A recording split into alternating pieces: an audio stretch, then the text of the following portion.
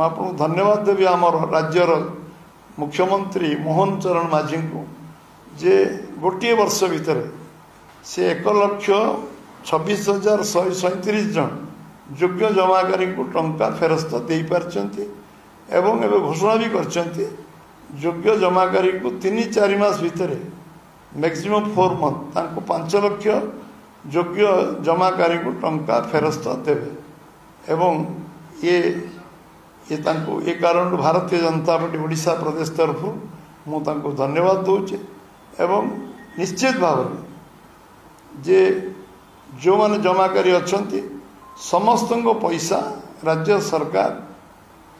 अविलंब फेरेबे सब phase by phase manner फेरेबे एवं जिते तालिका आम पाखे मिलुथबो से तालिका योग्य तालिका विभिन्न